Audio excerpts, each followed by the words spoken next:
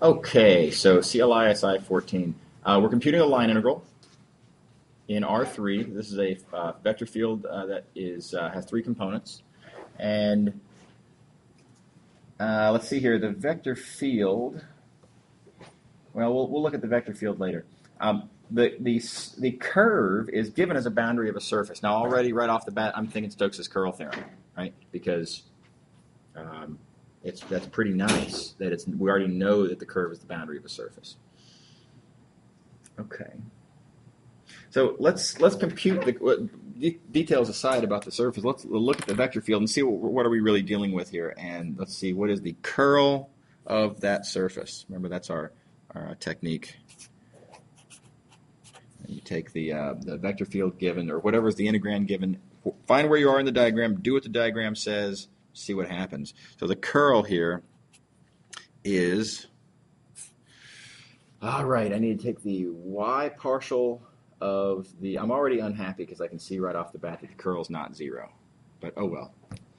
So let's see, the y partial of the z component is -4, and then the z partial of the second component is 2, so I have -4 minus 2, I have -6.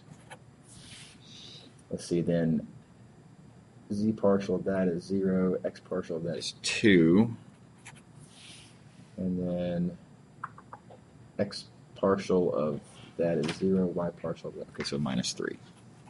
All right, so there's a curl. It's not 0. That means that I know two things right off the bat. This is not a path-independent deal, so I can't just change my path. Furthermore, this has no anti-gradient, so I can't even think about anymore the fundamental thermal line integral. So right at this point, it's going to be either Stokes' curl theorem or Chapter 5 techniques, one or the other. So let's try Stokes' curl theorem just to see how it turns out. We've got our curl given to us. That's not that bad. And the curve is a boundary of a surface, so this could work out. Let's draw a picture.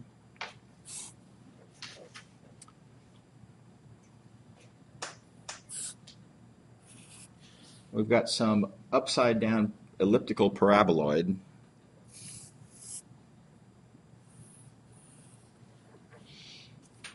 And we want the part that's above a certain plane. Golly, okay, well that's, so yikes.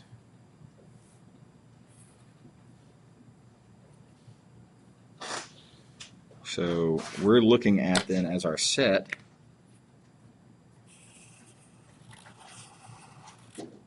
something kind of like that. All right, that's our curve. And let's see, S is oriented upward.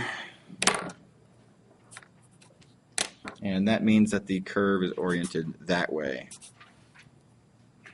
Okay. All right. Yeah. Okay. So yeah, let's see what Stokes' curl theorem gives us. I'm going to rewrite a line integral over this curve. That curve is the boundary of a surface S. Call that S. And f dot dx. Stokes' curl theorem says that this is flux through S itself of curl F dot ds vector. And now what do I do with this? Okay, well, here's the next thing I'm going to notice. When I'm computing a flux through this surface, I wonder, I've already agreed that this vector field here is not path independent because its curl was not 0. But I wonder if this vector field here might be surface independent. Doing flux through a surface, if the divergence of this is 0, then it's surface independent. And check it out, the divergence of this is 0. Take the divergence of this guy, 0. In fact, I know the divergence has to be 0 because the divergence of a curl is always 0. Lifetime theorem. Right? So this guy right here is surface independent, and therefore I could rewrite this flux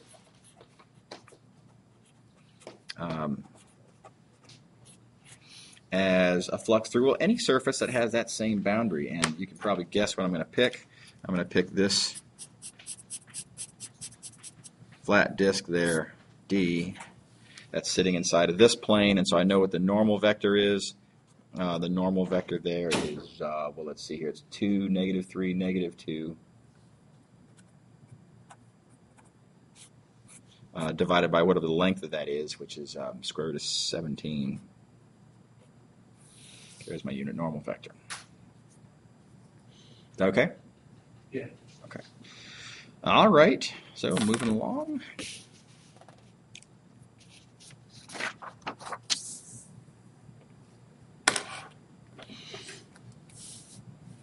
So yeah, so this is that new domain D. Okay, so this is, let's see here, double integral over this domain D. Our vector field is this curl F, which of course is that. So this becomes -6, -2, -3 dot. Now the ds, I'm going to write that as unit normal vector ds scalar. And the unit normal vector we just wrote down. This unit normal vector is that. So 2, -3, -2 over the square root of 17. And I hope this arithmetic works out well. It's looking good, isn't it? So we have -12 plus 6 plus 6. Dot product is 0. So the answer is 0. Does that make sense? Okay. So there was kind of a multi-step problem here. I had to take the original question about a line integral, interpret it first as a flux of the curl with Stokes' curl theorem, and then invoke the surface independence of that curl field. Yeah, right. Now here's another thing you could have done, if you prefer. This is a different way of handling the same thing. And so the other thing to have done would have been to say, all right, well, we're being asked to compute the line integral over a curve which happens to be the boundary of that surface. Well, I could have right off the bat just said, oh, well, you're asking me to compute the line integral over a curve which, yeah, it is the boundary of that surface. It's also the boundary of this surface. Forget about Stokes' curl theorem, right? And that'd be a different way that you could go. Now, you'd still want to probably, if you don't want to have to parameterize that curve, you'd still want to eventually go ahead and rewrite the line integral over the boundary of D as flux through D. You're still going to want to end up at this spot, but there's a different way of getting from here to here. Does that make sense? Yeah. Personal preference there. Is everybody happy with this problem?